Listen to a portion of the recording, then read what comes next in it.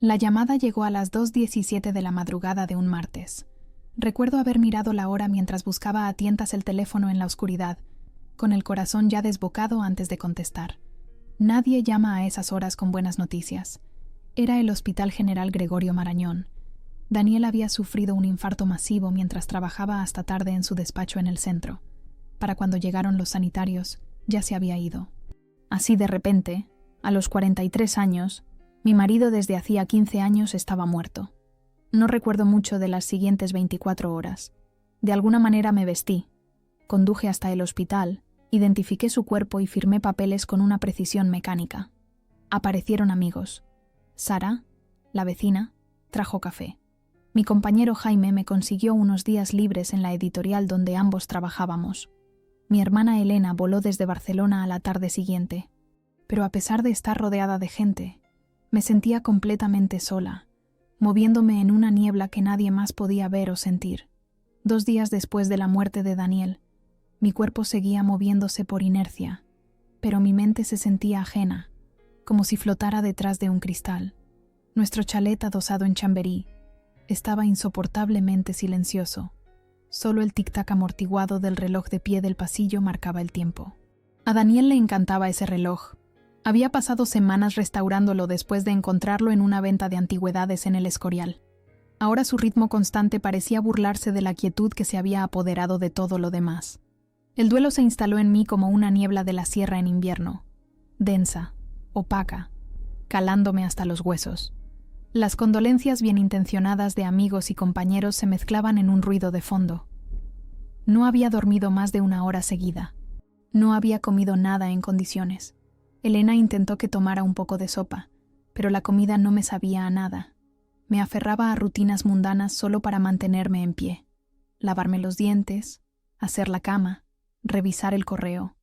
«Clara, necesitas descansar», decía Elena, con voz suave pero firme. Pero cada vez que cerraba los ojos, veía la cara de Daniel, oía su risa, sentía el calor fantasma de su mano en mi espalda, esa intimidad casual que habíamos compartido durante tanto tiempo y que yo había dado por sentada. Ahora esos recuerdos eran todo lo que tenía, y me aterrorizaba que se desvanecieran si dormía. El funeral se celebró en la pequeña iglesia cerca de la plaza de Olavide, a la que a veces íbamos en Navidad. Sencillo, tal como Daniel había pedido en su testamento, sin ceremonias elaboradas ni largos elogios. Siempre había odiado lo que él llamaba duelo de postureo. La lluvia de aquel día parecía apropiada, suave pero persistente, convirtiendo el césped del cementerio en una alfombra empapada bajo nuestros pies. Me quedé junto a su ataúd, insensible, con su alianza de boda colgando ahora de una cadena alrededor de mi cuello. Estaban nuestros amigos de la universidad, compañeros del estudio de arquitectura donde trabajaba, mi equipo de la editorial. El hermano mayor de Daniel, Tomás, voló desde Sevilla con su mujer y sus hijos adolescentes. Mis padres, ya septuagenarios, vinieron en coche desde su urbanización de jubilados en Segovia. Pero destacaba la presencia de mi suegra, Martina Herrera, que estaba de pie frente a mí junto a la tumba, con la espalda rígida, su pelo gris perfectamente peinado bajo un sombrero negro que parecía de otra época. No se había dirigido a mí directamente desde que llegó de su casa del barrio de Salamanca, haciendo todas sus preguntas y comentarios a Elena o a Tomás, como si yo fuera invisible o, peor aún, responsable de la muerte de su hijo. La gente hablaba de que a Daniel se lo habían llevado demasiado pronto, de lo fuerte que estaba siendo. Pero nadie se quedó mucho tiempo después de la recepción en nuestra casa. A la mañana siguiente, hasta Elena tuvo que volver a Barcelona por un compromiso de trabajo ineludible. «Puedo volver este fin de semana», me prometió, abrazándome en la puerta. «O podrías venir a pasar un tiempo conmigo. El cambio de aires podría hacerte bien». Asentí, sin considerarlo realmente. Dejar la casa que Daniel y yo habíamos renovado juntos con tanto amor me parecía imposible. Cada rincón guardaba recuerdos. La cocina donde aprendió por su cuenta a hacer pasta fresca, el mirador del salón donde pasábamos las mañanas de domingo leyendo, el pequeño jardín trasero donde construyó un patio de piedra el verano pasado. ¿Cómo podía irme del único lugar donde todavía sentía su presencia? 2 días después del funeral, decidí bajar por fin a prepararme un café. La casa estaba vacía, excepto por mí y mis recuerdos. No me había molestado en vestirme. Todavía llevaba la sudadera ancha de la Politécnica de Daniel con la que había dormido. Necesitaba lavarme el pelo. Tenía la cara hinchada y enrojecida de tanto llorar. Pero nada de eso importaba. No había nadie para verme. Mientras bajaba las escaleras, con los pies descalzos y silenciosos sobre la madera, oí ruidos que venían del salón. Cajas abriéndose, cajones, cosas moviéndose. Al principio, pensé que era mi imaginación. El duelo jugándome una mala pasada, haciéndome creer que Daniel estaba allí, trasteando como solía hacer las mañanas de fin de semana. Pero al doblar la esquina, me quedé helada. Allí, en el sillón favorito de mi difunto marido, el de cuero gastado que habíamos rescatado de su apartamento de soltero cuando nos mudamos juntos, estaba sentada Martina, vestida con un impecable traje azul marino como si fuera a asistir a un almuerzo benéfico. A su alrededor había 3 maletas grandes, parcialmente abiertas, de las que asomaban fotos enmarcadas, figuras de porcelana y mantas de punto que nunca había visto. Se había instalado como en su casa, como si siempre hubiera vivido allí, como si ese fuera su sitio más que el mío. Sus llaves estaban sobre la mesa de centro junto a una taza de té a medio beber. Las cortinas estaban más abiertas de lo que yo solía tenerlas, inundando la habitación con una luz cruda que me hacía daño a los ojos. La televisión estaba encendida, sintonizada en un programa matutino con el volumen bajo. No levantó la vista de inmediato, ocupada en colocar una colección de fotografías con marcos de plata en la mesita auxiliar. Cuando finalmente se percató de mi presencia, su expresión no era de disculpa, ni siquiera de tristeza. Era de determinación, con un trasfondo de algo que me puso la piel de gallina. «Ahí estás», dijo, como si yo llegara tarde a una cita que habíamos concertado. «Llevo aquí desde las 7. Usé la llave de repuesto que Daniel siempre guardaba en esa ridícula estatua de rana junto a la puerta trasera. Me quedé paralizada en el umbral, incapaz de procesar lo que estaba viendo. Martina siguió colocando objetos como si fuera lo más normal del mundo, como si no acabara de invadir mi casa sin previo aviso ni invitación. Observé en un silencio atónito cómo colocaba un jarrón de cristal, uno que nunca había visto antes, sobre la repisa de la chimenea, desplazando el cuenco de cerámica que Daniel y yo compramos en nuestra luna de miel en Cantabria. «Ahí parada», observó sin mirarme. «¿No tienes que preparar el café o algo?» El desdén casual de su tono finalmente me sacó de mi estupor. «Martina, ¿qué haces aquí?» Mi voz sonaba extraña incluso para mí, ronca por el desuso y el llanto. Enderezó una fotografía de Daniel de niño, colocándola en un lugar destacado. «Bueno, alguien tiene que hacerse cargo de las cosas ahora, ¿no? Está claro que tú no estás en condiciones». Hizo un gesto vago hacia mi aspecto desaliñado. Antes de que pudiera responder, continuó. «Además, esta casa pertenece a la familia. Daniel nunca debería haberla comprado contigo. Es demasiado grande para una sola persona». Las palabras me golpearon como una bofetada inesperada. Ni un susurro de pésame, ni una mención a su propio duelo por Daniel. A su hijo lo habían enterrado apenas 4 días antes, y ella ya había decidido que yo era prescindible, un accesorio temporal que debía ser eliminado ahora que Daniel no estaba. «La casa es mía, Martina», dije en voz baja. «Daniel y yo la compramos juntos. La reformamos juntos». Ella me lanzó una mirada que lograba ser a la vez compasiva y despectiva. «Ay, Clara, en el fondo no eres más que una sanguijuela. Nunca contribuiste económicamente de forma equitativa. Todos sabemos que Daniel te mantenía. Su nombre está en la escritura. Y ahora que él no está, vuelve a su familia. Así es como funcionan estas cosas». Quise discutir, corregir su malentendido tanto de la ley como de nuestro matrimonio, pero el agotamiento me pesaba como cemento húmedo. En lugar de eso, simplemente me di la vuelta y fui a la cocina. Mi deseo inicial de café reemplazado por una necesidad desesperada de algo más fuerte a pesar de la hora temprana. La cocina, al menos, parecía intacta tras la reorganización de Martina. Abrí el armario donde guardábamos las bebidas alcohólicas y saqué la botella de cardu que Daniel guardaba para ocasiones especiales. Mientras me servía un dedo en un vaso, oí los tacones de Martina resonando en la madera detrás de mí. «¿Bebiendo a las 10 de la mañana?» preguntó, su cerrado acento castellano haciendo la pregunta aún más sentenciosa. «Supongo que el duelo afecta a cada uno de forma diferente, pero de verdad, Clara, Esto no va a solucionar nada. Tomé un sorbo deliberado, mirándola a los ojos por encima del borde del vaso. Mudarte a mi casa sin preguntar tampoco, pero aquí estamos. Suspiró como si yo estuviera siendo deliberadamente difícil. No me mudo permanentemente, solo hasta que las cosas se arreglen.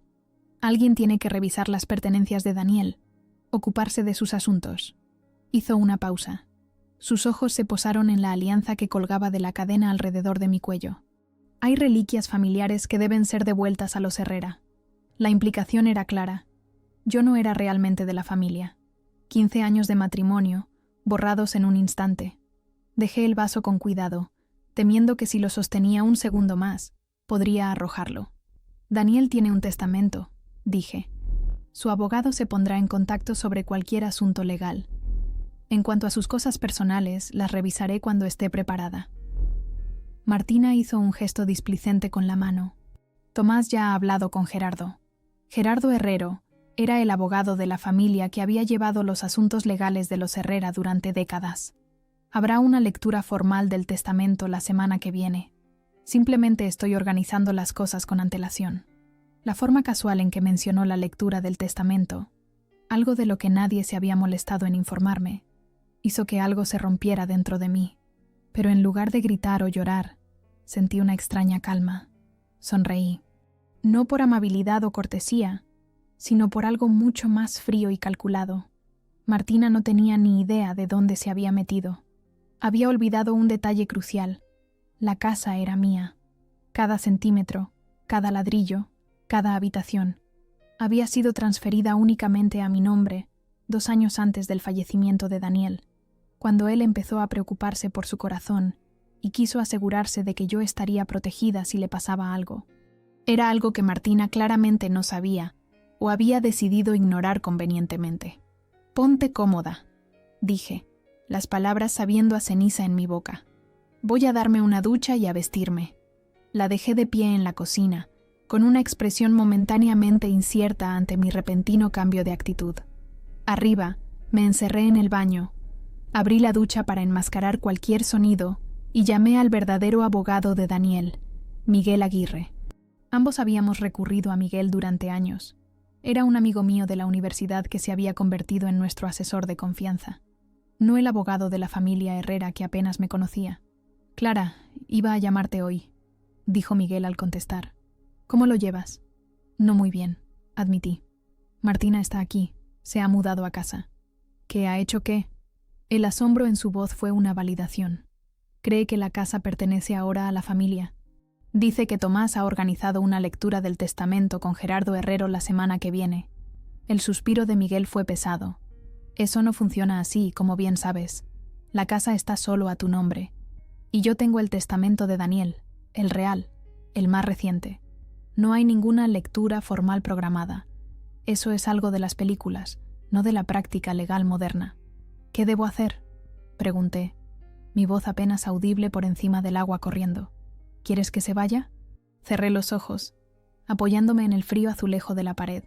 Una parte de mí quería gritar que sí, que Miguel llamara a la policía y la hiciera desalojar de inmediato.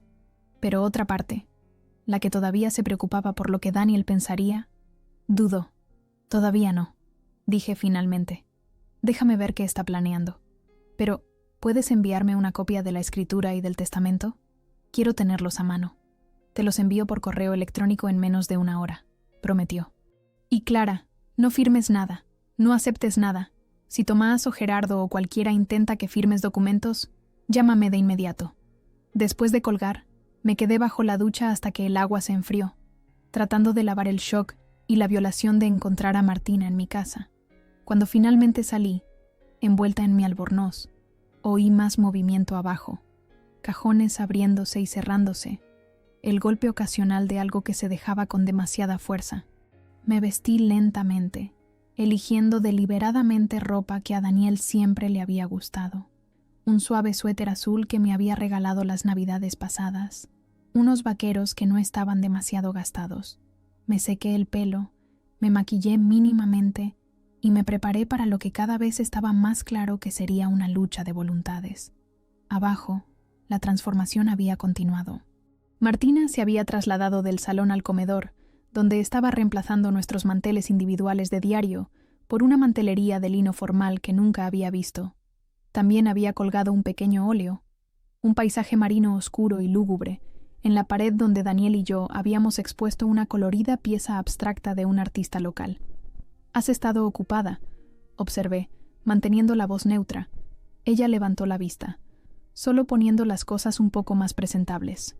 «Daniel siempre apreció la decoración adecuada, aunque tolerara tus gustos más sencillos». Me mordí la lengua para no responder. A Daniel nunca le habían importado los manteles formales, ni los paisajes marinos lúgubres. Él había sido quien eligió la mayoría de nuestros muebles sencillos, deleitándose en apoyar a artistas y artesanos locales. «Voy a preparar un poco de té», dije en su lugar. «¿Te apetece?» La oferta pareció sorprenderla. Quizás esperaba más resistencia. «Earl Grey, si tienes. Con limón, sin leche». En la cocina, llené el hervidor y me apoyé en la encimera, tratando de formular un plan. Podía enfrentarla directamente, hablarle de la escritura, exigirle que se fuera. Pero algo me frenaba. Una combinación de agotamiento, shock persistente y una extraña y distante curiosidad por ver hasta dónde llevaría esta invasión. Daniel siempre había manejado a su madre con una mezcla de límites firmes y aquiescencia estratégica. «Elige tus batallas con ella», me aconsejaba cuando me frustraba por sus comentarios pasivo-agresivos o sus críticas apenas veladas. Le encanta el conflicto. No le des esa satisfacción. Así que decidí, en ese momento, dejar que se instalara. Observar cómo deshacía su equipaje en lo que una vez fue nuestra habitación de invitados. Observar cómo llenaba la cocina con sus latas de té desparejadas y suplementos herbales que olían a tienda esotérica. No decir nada mientras se apoderaba del mando a distancia. Movía nuestras fotos familiares. Criticaba mi forma de cocinar, o la falta de ella. Cada día durante la semana siguiente, Martina lanzaba pequeñas pullas sobre mi inutilidad, o insinuaba que Daniel solo se había quedado conmigo por lástima. «Siempre tuvo un corazón tan caritativo», decía mientras hojeaba álbumes de fotos que había traído consigo. Álbumes que, llamativamente, mostraban a la novia de la universidad de Daniel, Vanessa, con mucha más prominencia que cualquier foto mía, siempre cuidando de los desamparados. Su crueldad estaba velada con una sonrisa de abuela practicada que nunca llegaba a sus ojos. Cuando Tomás llamaba para ver cómo estábamos, su voz se transformaba por completo, cálida, preocupada, apropiadamente afligida. «Sí, estoy pendiente de Clara», decía. «La pobre apenas funciona. Menos mal que estoy aquí». Pero yo interpretaba bien mi papel de viuda afligida. Le preparaba el té cuando me lo pedía. Asentía a sus comentarios pasivo-agresivos. Incluso la llevé de compras al barrio de Salamanca cuando quiso elegir cortinas de su nueva habitación. Cada momento que soportaba no era por debilidad o derrota, era estratégico.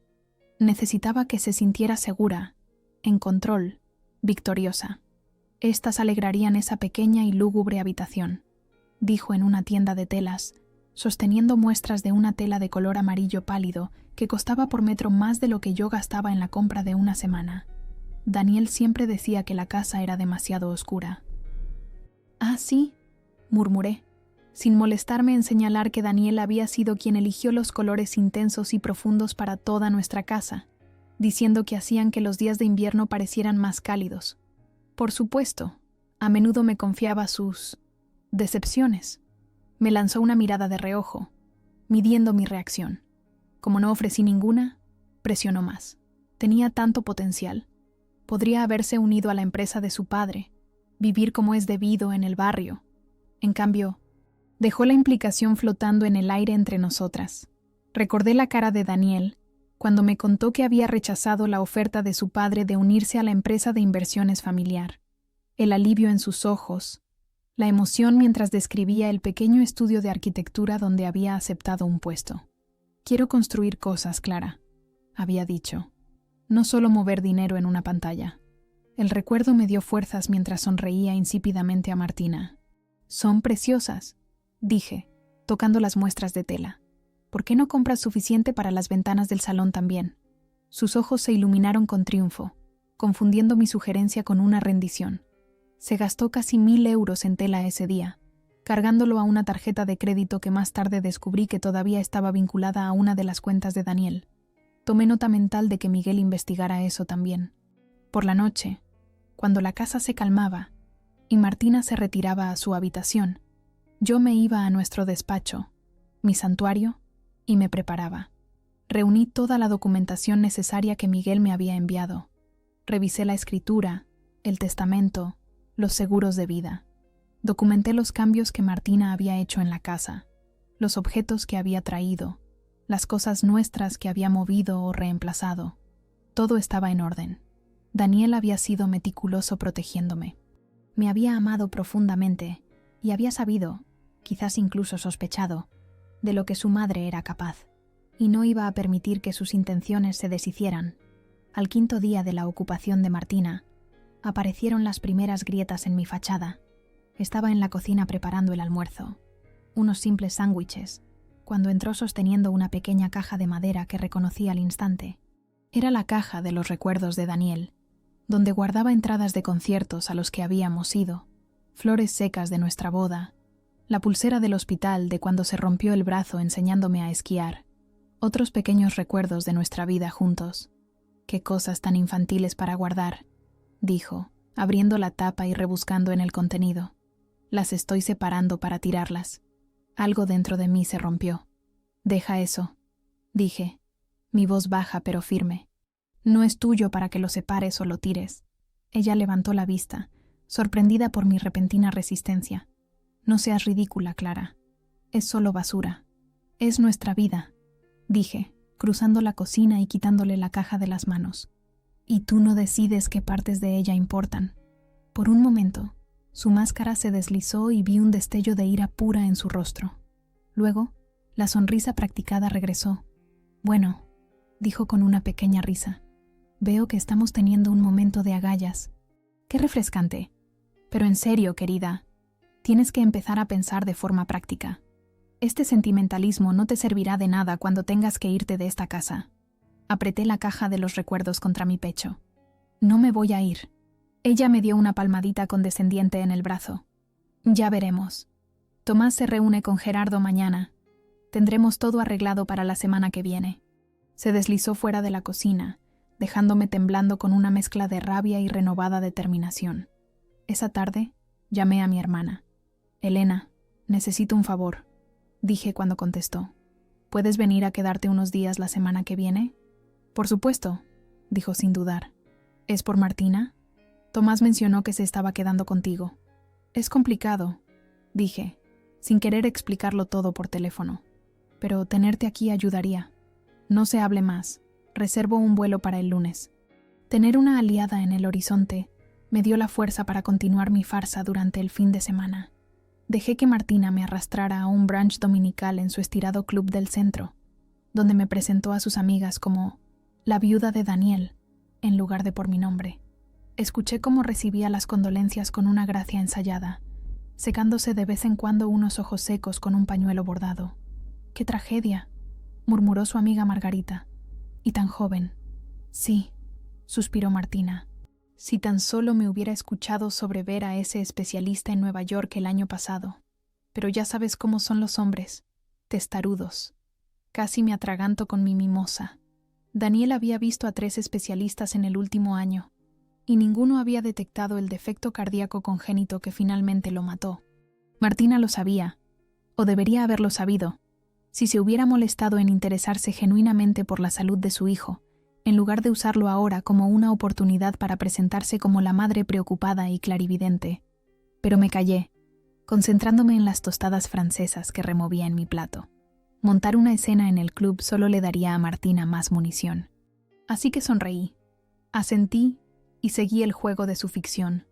Todo mientras el verdadero Daniel, mi Daniel, se desvanecía cada vez más en el fondo. El lunes por la mañana, me desperté con el sonido de voces en la planta baja. Por un momento desorientador, pensé que Daniel estaba en casa, quizás hablando con un colega que había pasado por allí. Entonces la realidad se derrumbó sobre mí como una ola, y recordé, Daniel se había ido, Martina estaba aquí, y al parecer tenía invitados. Me vestí rápidamente y bajé para encontrar a Tomás sentado a la mesa de mi comedor, junto con un hombre mayor que reconocí como Gerardo Herrero, el abogado de la familia Herrera. Tenían papeles esparcidos entre ellos y café en tazas que no reconocí. Martina también debía de haber traído su propia vajilla. «Buenos días», dije, deteniéndome en el umbral. No sabía que teníamos una reunión. Tomás al menos tuvo la decencia de parecer incómodo. A diferencia de su madre, siempre había sido cordial conmigo, aunque algo distante. «Clara, perdona por la hora. Mamá pensó que sería mejor arreglar esto antes de que tenga que volver a Sevilla». Gerardo Herrero se levantó, extendiendo una mano apergaminada. «Señora de Herrera, mi más sentido pésame por su pérdida». «Señorita Gallardo», corregí automáticamente. Había conservado mi propio apellido cuando Daniel y yo nos casamos, algo que Martina nunca había aceptado del todo. «Uso mi apellido de soltera». «Por supuesto», murmuró, aunque su expresión sugería que este era otro fallo por mi parte. «Solo estamos revisando algunos asuntos familiares», explicó Tomás, señalando la silla frente a él. «Por favor, únete a nosotros». Permanecí de pie. «¿Qué asuntos familiares específicamente?» Martina entró en la habitación llevando una cafetera recién hecha. «La casa, querida. Y los bienes de Daniel. Tenemos que empezar el proceso de transferirlo todo correctamente». «Ya veo», dije en voz baja. «¿Y no pensasteis que debería participar en la planificación de esta reunión?» «Bueno, has estado tan frágil», dijo Martina, su voz goteando falsa preocupación. «No queríamos agobiarte con estos detalles tediosos. Mejor presentarte simplemente la documentación final para que la firmes». La audacia era casi impresionante. Miré a Tomás, preguntándome si realmente creía que yo simplemente firmaría la renuncia a mi casa y a todo lo que ellos habían decidido que era legítimamente suyo. Sus ojos bajaron a la mesa, incapaces de encontrarse con los míos. «Lamentablemente», dije, cogiendo mi teléfono, «no voy a firmar nada hoy. Mi abogado me ha aconsejado que no lo haga». «¿Tu abogado?» Las pobladas cejas de Gerardo Herrero se alzaron hacia su incipiente calva. «No hay necesidad de un asesor externo, querida. La familia Herrera ha confiado en mí durante 3 generaciones». «Sí, la familia Herrera sí», asentí, «pero yo soy una Gallardo, y ya he enviado todos los documentos relevantes a mi abogado, Miguel Aguirre». Al mencionar el nombre de Miguel, la expresión de Gerardo se agrió. Se conocían, al parecer, y no para bien. «Clara», comenzó Tomás, «solo estamos tratando de honrar los deseos de papá y de Daniel. La casa ha estado en la familia durante...». «El piso del barrio de Salamanca ha estado en la familia», interrumpí. «Esta casa en Chamberí fue comprada por Daniel y por mí hace 7 años, y hace 2 años, Daniel transfirió la escritura únicamente a mi nombre». El silencio que siguió fue absoluto. La cafetera de Martina flotaba en el aire, congelada en el acto de servir. Tomás parecía genuinamente sorprendido. El rostro de Gerardo Herrero permaneció impasible, pero un pequeño músculo se contrajo en su mandíbula. «Eso no es posible», dijo finalmente Martina. «Daniel nunca...». «Lo hizo», dije con firmeza, «y tengo la documentación para demostrarlo». La reunión se disolvió rápidamente después de mi revelación. Gerardo Herrero hizo un ademán de recoger sus papeles, murmurando algo sobre necesitar verificar mis afirmaciones. Tomás parecía realmente confundido, mirando de su madre a mí como si tratara de determinar quién mentía. El rostro de Martina había pasado por una impresionante gama de emociones: sorpresa, incredulidad, rabia, antes de asentarse en una tensa máscara de compostura. «Esto es absurdo», dijo finalmente, dejando la cafetera con un golpe que derramó líquido oscuro sobre el mantel. Daniel nunca habría hecho eso sin consultar a la familia. Daniel tenía 43 años, dije en voz baja. No necesitaba la consulta familiar para tomar decisiones sobre nuestra propiedad. Tomás se levantó, colocando una mano restrictiva en el brazo de su madre. «Tomemos todos un respiro. Clara, si pudieras hacer que tu abogado envíe la documentación, lo haré», acepté. «De hecho, ya le he pedido a Miguel que lo prepare todo. Se pondrá en contacto con el señor Herrero hoy mismo». Gerardo Herrero se aclaró la garganta. «Mientras tanto, quizás sería mejor si pospusiéramos cualquier decisión sobre el patrimonio hasta afirmaciones, puedan ser debidamente verificadas. Eso parece razonable, dije, aunque no había nada que verificar. La escritura era clara, al igual que el testamento de Daniel. La campaña de Martina para apoderarse de mi casa había estado condenada al fracaso desde el principio. Ella simplemente no lo sabía todavía. Después de que Tomás y Gerardo se fueran, Martina desapareció escaleras arriba sin decir una palabra. La oí moverse, cajones abriéndose y cerrándose con más fuerza de la necesaria. Me preparé una taza de café recién hecho. Café de verdad, no el agua coloreada y débil que prefería Martina. Y me senté en la isla de la cocina, sintiéndome extrañamente tranquila. Por primera vez desde la muerte de Daniel, sentí algo parecido a un propósito. Proteger nuestro hogar, preservar lo que habíamos construido juntos, me dio un enfoque que el duelo me había robado. Daniel se había asegurado de que yo estuviera cuidada, y ahora era mi responsabilidad honrar ese cuidado manteniéndome firme. El resto del día transcurrió en una extraña tregua. Martina aparecía de vez en cuando para hacer llamadas en voz baja, lanzándome miradas de reojo que fingí no notar. Me ocupé de tareas mundanas, la colada, responder a los correos electrónicos de amigos preocupados y finalmente clasificar la montaña de tarjetas de pésame que habían llegado. Al anochecer, nos rodeábamos como gatos recelosos, ninguna dispuesta a abordar directamente lo que había sucedido esa mañana. Durante una cena de comida tailandesa para llevar que Martina apenas tocó, finalmente rompió el silencio. ¿Sabes? Daniel hablaba de vender este sitio, dijo, empujando un trozo de pad thai por su plato. Después de que su padre muriera, mencionó volver a la casa familiar, para ayudarme. Era una mentira tan descarada que casi me reí. Daniel había evitado activamente la mansión del barrio de Salamanca donde había crecido, encontrándola opresiva y fría. «Qué interesante», dije en su lugar. «Nunca me lo mencionó. Bueno, había muchas cosas que no compartía contigo». Se secó los labios con una servilleta. Un matrimonio no siempre es tan transparente como uno podría esperar. Pensé en la caja de los recuerdos que había intentado desechar, llena de símbolos de nuestra vida compartida, nuestras bromas internas, nuestros momentos privados de alegría. Pensé en la forma en que Daniel me enviaba mensajes con observaciones aleatorias a lo largo de su jornada laboral, incapaz de esperar hasta la noche para compartir sus pensamientos. Pensé en la noche antes de su muerte, cómo nos quedamos hasta tarde planeando un viaje a la Costa Verde por nuestro aniversario, su emoción por volver al pueblo costero donde habíamos pasado la luna de miel. No, nuestro matrimonio no había sido perfecto. Habíamos discutido sobre dinero, sobre el equilibrio entre el trabajo y la vida personal, sobre si tener hijos, pero transparente, sí, siempre. Creo que me iré a dormir pronto, dije, levantándome para recoger mi plato. Ha sido un día largo. Martina permaneció en la mesa, su comida prácticamente intacta. Esto no ha terminado, Clara, dijo mientras me daba la vuelta para irme. Un trozo de papel no borra los lazos de sangre. Me detuve en el umbral. No, no lo hace. Estuve de acuerdo. Pero sí determina quién es el dueño de esta casa. A la mañana siguiente, me levanté antes del amanecer y conduje hasta una pequeña cafetería en Argüelles para encontrarme con Miguel. Me esperaba con un sobre Manila y 2 cafés grandes, su expresión a la vez preocupada y ligeramente divertida. «¿Cómo va la situación con la compañera de piso?», preguntó después de que nos saludáramos. «Tan agradable como cabría esperar», dije, aceptando el café con gratitud. «¿Alguna noticia de Herrero?».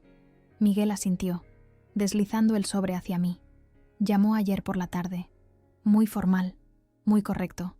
Pidió copias de la escritura y del testamento. Sonrió finamente. Se las envié junto con algunos otros documentos relevantes. ¿Cómo cuáles? La documentación que demuestra que Daniel puso todas sus cuentas de inversión a tu nombre el año pasado. El seguro de vida que te nombra como única beneficiaria. Las cartas que escribió a su madre y a su hermano explicando sus decisiones. Miguel golpeó el sobre.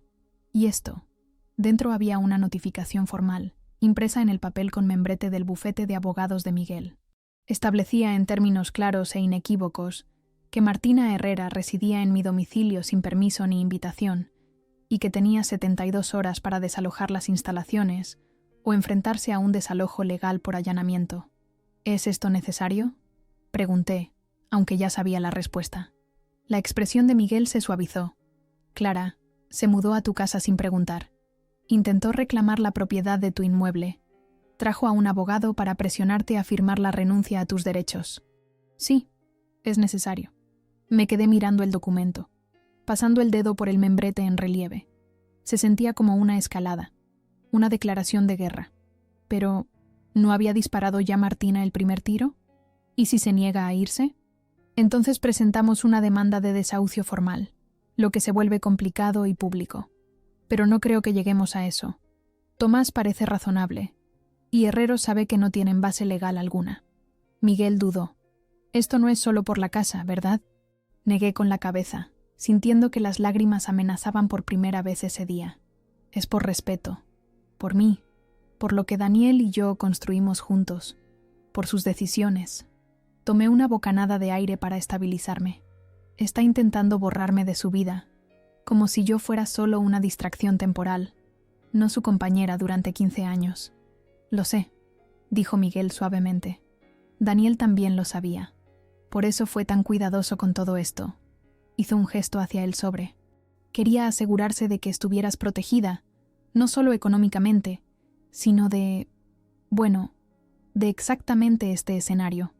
Esa tarde, volví a casa y la encontré vacía. Una nota en la encimera de la cocina me informaba con la letra precisa de Martina que estaba visitando a unas amigas y que volvería para la cena. Era la oportunidad perfecta. Coloqué la notificación en un sobre nuevo sobre la mesa del comedor, donde sería imposible no verla. Luego recorrí la casa, devolviendo metódicamente los objetos desplazados a sus lugares correspondientes. Volví a colgar nuestro cuadro abstracto donde había estado el paisaje marino. Guardé la mantelería formal y restauré nuestros manteles individuales de diario. Reclamé el espacio, habitación por habitación, como si realizara un ritual de limpieza. Cuando oí la llave de Martina en la cerradura sobre las 6, estaba sentada tranquilamente en el salón con una copa de vino y un libro que en realidad no estaba leyendo. Escuché cómo se movía por el vestíbulo. Oí la pausa cuando notó los cambios. Oí el crujido del papel, cuando encontró y abrió el sobre. El silencio que siguió pareció durar una eternidad. Luego vino el sonido de pasos precisos y medidos, acercándose al salón. Se detuvo en el umbral, con la notificación apretada en una mano. Su rostro estaba compuesto, pero sus ojos ardían con una furia fría. «¿Qué es esto?», exigió agitando el papel. Dejé mi libro a un lado y la miré fijamente. «Es exactamente lo que parece, Martina. Una solicitud formal para que abandones mi casa». Martina no se fue en silencio. Para ser una mujer de 70 años, tenía una capacidad pulmonar notable. Los gritos comenzaron casi de inmediato. «¿Cómo te atreves?», siseó, su voz escalando con cada palabra. «Después de todo lo que la familia Herrera ha hecho por ti, ¿qué ha hecho exactamente por mí, Martina?», pregunté, permaneciendo sentada, negándome a igualar su volumen o intensidad. Además de criticar mi ropa, mi carrera, mi falta de hijos, además de hacerme sentir inoportuna en cada cena de Navidad, además de intentar robar mi casa días después de la muerte de mi marido. Retrocedió como si la hubiera abofeteado. ¿Eso es lo que piensas? ¿Que estamos tratando de robarte? Esto es sobre el legado familiar, Clara. Algo que nunca has entendido ni respetado. Respeté los deseos de Daniel, dije en voz baja, que eran asegurar que yo estuviera cuidada si algo le pasaba. Ese es el legado que él eligió. Sus dedos se apretaron alrededor de la notificación, arrugando el papel. Lo manipulaste, lo pusiste en contra de su propia familia. De otro modo, nunca nos habría excluido así. Era un malentendido tan fundamental de quién había sido Daniel que casi sentí lástima por ella. Casi. Daniel tomó sus propias decisiones, dije. Te quería, pero también reconocía tu tendencia a extralimitarte. La escritura, el testamento, las inversiones. Esas fueron sus decisiones, no mis manipulaciones. Tonterías, espetó. Mi hijo nunca. Tu hijo era un hombre hecho y derecho. Interrumpí, poniéndome de pie. Construyó su propia vida, su propia carrera, su propio matrimonio, sin tu aprobación ni permiso. Y te mata que fuera feliz sin seguir el plan de los Herrera, ¿verdad? Su rostro se contorsionó de rabia. ¿Feliz? ¿Crees que era feliz viviendo en esta Esta casucha cutre, trabajando para esa empresa insignificante, casado con... Se detuvo, pero la implicación quedó en el aire entre nosotras. Casado con alguien como yo, terminé por ella. Alguien que no venía de una familia con dinero, ni de los colegios adecuados, ni de la familia correcta. Alguien que lo quería por quien era, no por el nombre o los contactos de los Herrera. Por un momento, pensé que podría atacarme físicamente.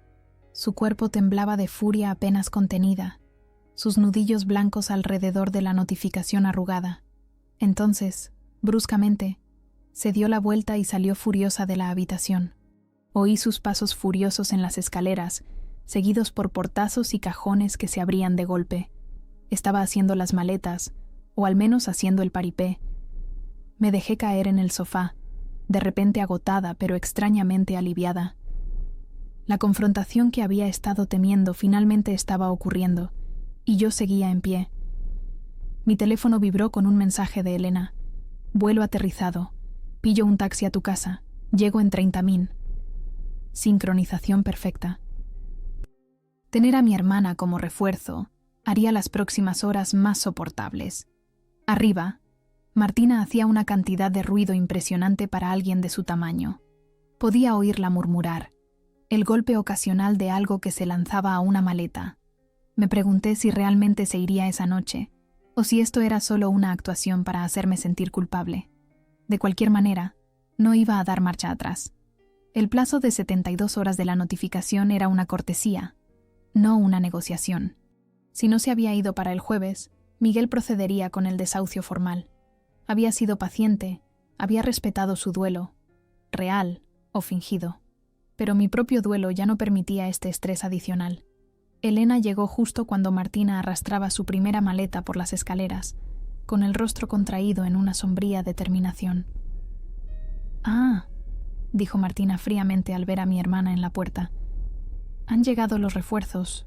Qué predecible». Elena, que nunca se dejaba intimidar, simplemente levantó una ceja. «Igualmente, Martina. ¿Necesitas ayuda con esa maleta? Parece pesada».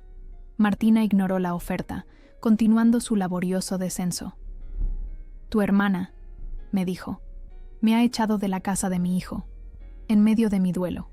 Elena me miró interrogativamente.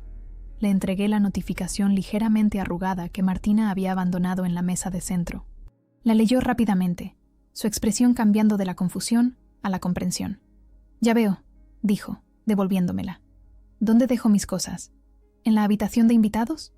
«Esa sería mi habitación», interrumpió Martina bruscamente.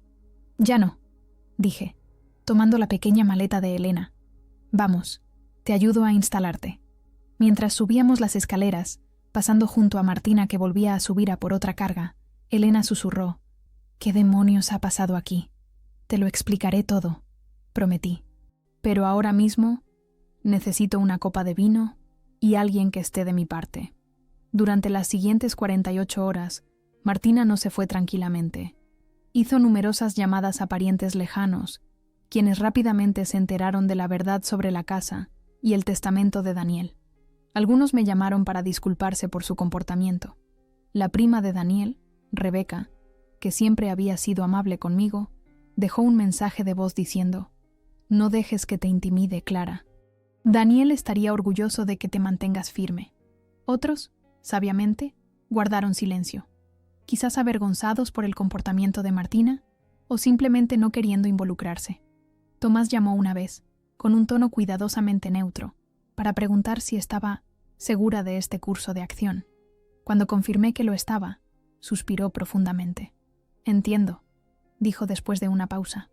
«Por si sirve de algo, creo que Daniel lo aprobaría. Siempre decía que eras más fuerte de lo que nadie creía». El reconocimiento, viniendo del hermano de Daniel, me trajo lágrimas inesperadas a los ojos. «Gracias», logré decir. «Hablaré con mamá», prometió. «Intentaré que entre en razón». Pero la razón no era el punto fuerte de Martina cuando su orgullo estaba herido. Empacó sus pertenencias furiosamente, rompiendo uno de mis marcos de fotos en el proceso, accidental o deliberadamente. No podría decirlo. Dejó armarios abiertos. Movió muebles ligeramente, pequeños actos de mezquindad que yo corregía en silencio después de que ella pasara a la siguiente habitación. Me acusó de crueldad, de traición, de escupir en la memoria de Daniel. No me inmuté. Tener a Elena allí ayudó. Ponía los ojos en blanco ante las declaraciones más dramáticas de Martina, o me apretaba la mano en señal de apoyo cuando las pullas daban demasiado cerca. «Está proyectando», observó Elena la segunda noche mientras compartíamos una pizza en la cocina, ya que Martina se había negado a cenar con nosotras. «Todo de lo que te acusa es exactamente lo que ella misma está haciendo». «Lo sé», dije, picoteando una porción sin mucho apetito. «Solo quiero que se acabe». El jueves por la mañana, el último día del plazo de la notificación, Martina apareció en la cocina completamente vestida, con uno de sus trajes inmaculados, el pelo perfectamente peinado. Parecía que se dirigía a una reunión de la junta directiva, no que estaba completando su desalojo de la casa de la viuda de su hijo. «He llamado a un coche», anunció secamente. «Estará aquí a las 10 para llevarme a mí y a mis cosas restantes». «De acuerdo», dije, sin levantar la vista de mi café. «¿Necesitas ayuda para bajar algo?» «Me las he arreglado todo este tiempo sin tu ayuda», respondió. «Apenas la necesito ahora». Elena, entrando en la cocina en pijama, me miró y negó sutilmente con la cabeza, una advertencia para que no entrara al trapo. Tenía razón. Estábamos en la recta final. No había necesidad de provocar un nuevo drama. El coche, un elegante vehículo negro, no un taxi o BTC cualquiera, llegó puntualmente a las 10. El conductor, un hombre estoico con traje oscuro, cargó las maletas restantes de Martina en el maletero mientras ella hacía una última revisión de la habitación de invitados para asegurarse de que no se dejaba nada. Cuando finalmente salió, llevaba una pequeña caja de madera que me paró el corazón. La caja de los recuerdos de Daniel, la que yo le había rescatado antes.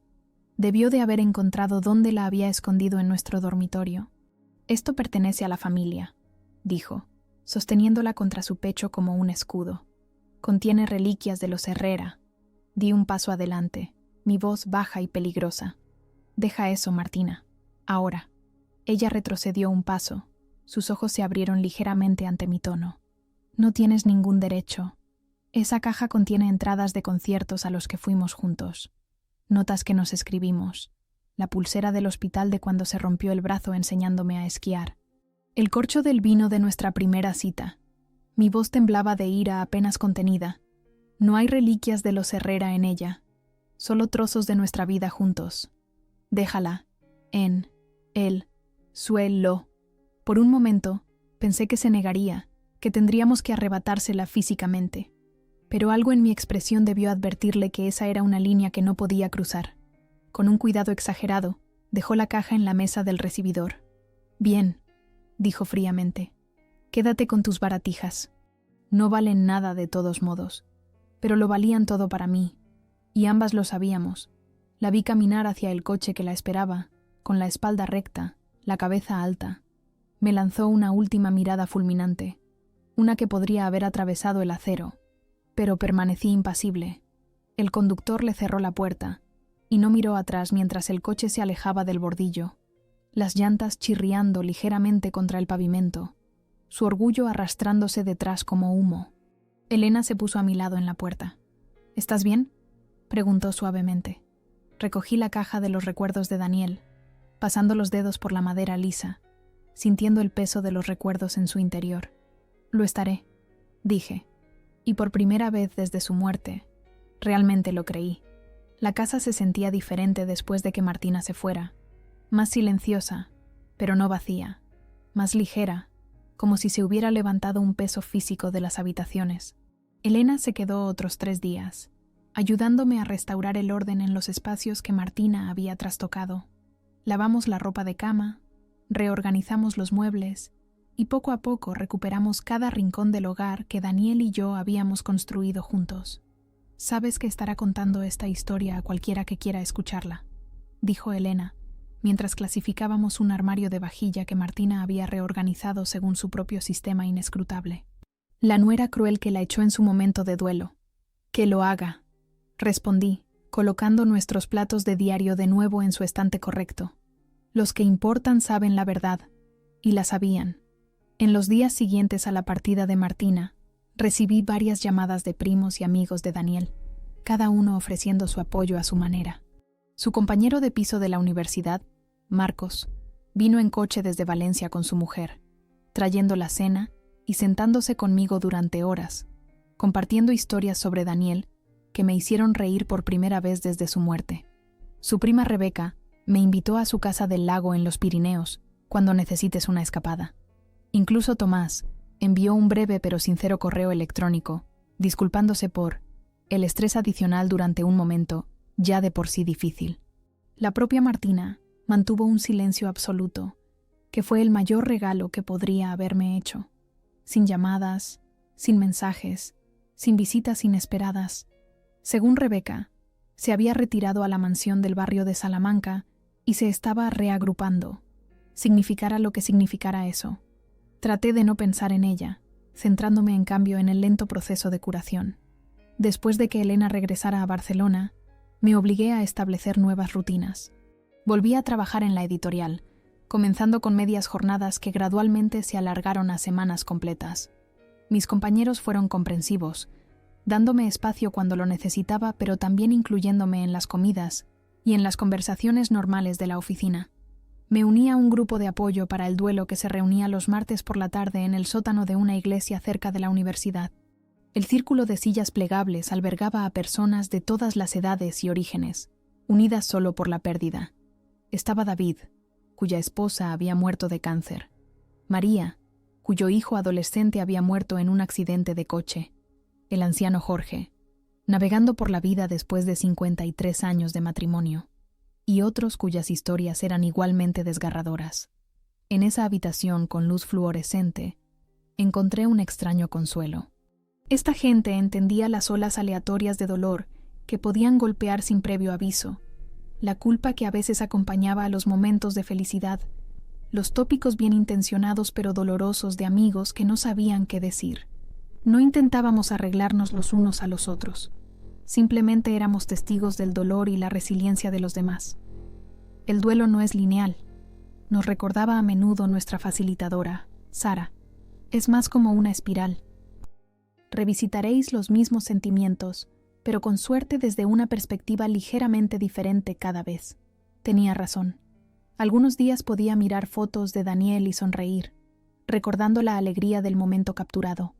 Otros días, la visión de su letra en una vieja lista de la compra podía ponerme de rodillas, sollozando como si hubiera muerto de nuevo. Pero gradualmente, los días buenos empezaron a superar a los malos. 6 semanas después de la partida de Martina, Miguel llamó con noticias. Gerardo Herrero se ha puesto en contacto, dijo sin preámbulos.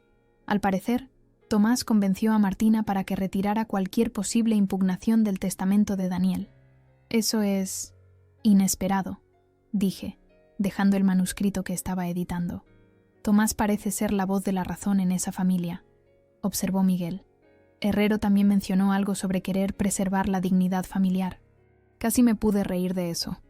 La dignidad nunca había sido la prioridad de Martina en lo que respecta a su trato hacia mí, pero si Tomás había logrado hacerla entrar en razón, no iba a cuestionarlo. ¿Así que se acabó?, pregunté. ¿No más preocupaciones legales? Se acabó, confirmó Miguel. La casa es tuya, las cuentas son tuyas, exactamente como Daniel pretendía. Martina puede rabiar todo lo que quiera, pero ahora no hay nada que pueda hacer. Después de colgar, caminé por la casa lentamente, casi con reverencia. Reemplacé la última de las fotos familiares que Martina había movido. Puse el suéter favorito de Daniel de nuevo en el cajón donde pertenecía. Encendí una vela en el salón. Por primera vez desde su muerte, lloré no de dolor, sino de alivio. Había protegido lo que él me dio, lo que habíamos construido juntos, y lo había hecho con toda la gracia que pude reunir dadas las circunstancias. Con la llegada de la primavera a Madrid, encontré consuelo en los sencillos rituales de la vida diaria. Planté nuevas flores en el jardín, variedades brillantes y atrevidas que Daniel siempre había querido, pero que Martina había considerado chabacanas.